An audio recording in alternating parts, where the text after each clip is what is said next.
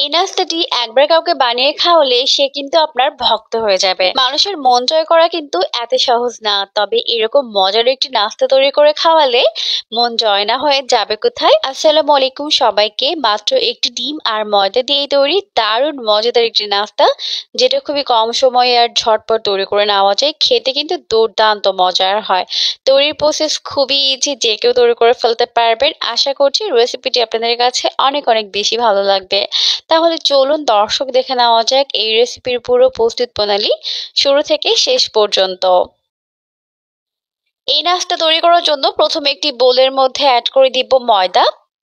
আমি এখানে প্রথমে 1.5 কাপ পরিমাণ ময়দা দিয়ে দিব।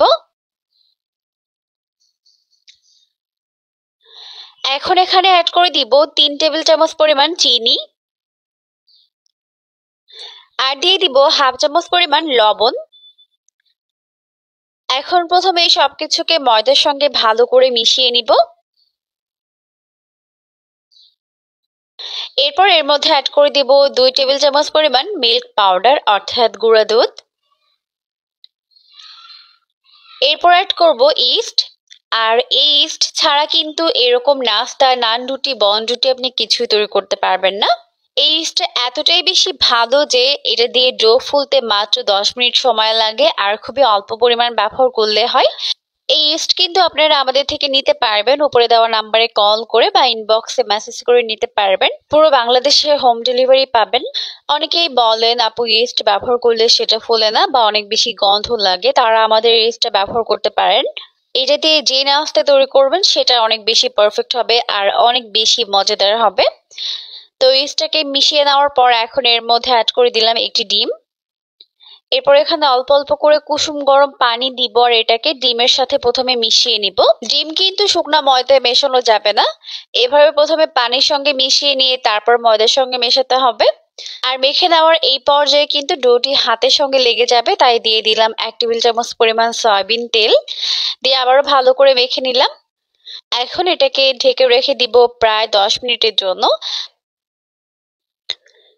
তো এখন ফিরে এলাম 10 মিনিট পর, আর 10 মিনিট পর দেখতেই পাচ্ছেন ডোটি কিন্তু খুব ভালোভাবে ফুলে গেছে।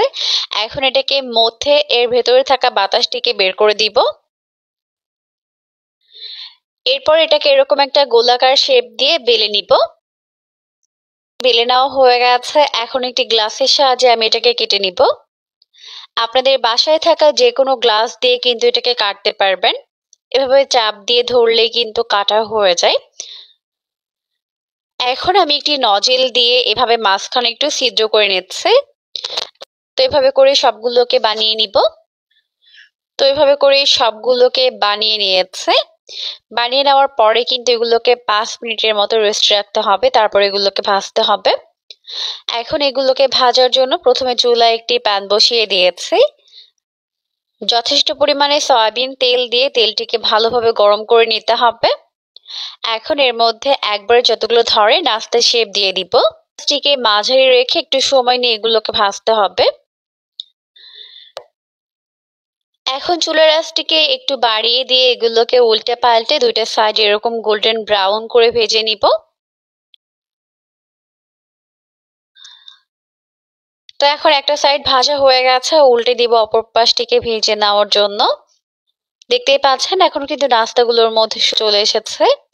এখন আমি এগুলোকে উঠিয়ে নিচ্ছি। উঠিয়ে একটি প্লেটের মধ্যে নিয়ে নিচ্ছি, আর বাকি নাস্তাগুলোকেও সেম ভাবেই ভেজে উঠিয়ে নিব। তো দেখতেই পাচ্ছেন লুকটি কত বেশি ইয়াম্মি হয়েছে। তো এখন আমাদের সবগুলো নাস্তায় ভেজে উঠিয়ে নেওয়া হয়ে গেছে। এখন আমি এটাকে একটি সাইডে রেখে দিচ্ছি। কিন্তু নাস্তাগুলোকে এভাবেও চায়ে ডুবিয়ে খেতে পারবেন, আবার চাইলে একটু ভিন্নভাবে পরিবেশন করতে পারবেন, তাহলে কিন্তু সবাই খুশি হয়ে যাবে। তো এখানে আমি কিছুটা বাটার নিয়েছি, আর এখানে অ্যাড করে দিলাম 1.5 টেবিল চামচ পরিমাণ পাউডার সুগার, মানে চিনিটাকে গুঁড়া করে নিয়েছি। আপনারা চাইলে ব্লেন্ডার বা পাটাতে করে নিতে পারবেন। তো এখন এটাকে খুব ভালো করে মিশিয়ে নিচ্ছে। এই কাজটি আপনারা চামচ দিয়েও করতে পারবেন। তো সবকিছুকে খুব ভালো করে মিশিয়ে নেওয়ার পর এখন আমাদের এই মাখনের ক্রিমটা কিন্তু তৈরি হয়ে গেছে। এটা দিলে কিন্তু স্বাদটা বহুগুণে বেড়ে যায়। এখন একটি নাস্তা শেপ নিব, এভাবে মাঝখান থেকে কেটে নিচ্ছে।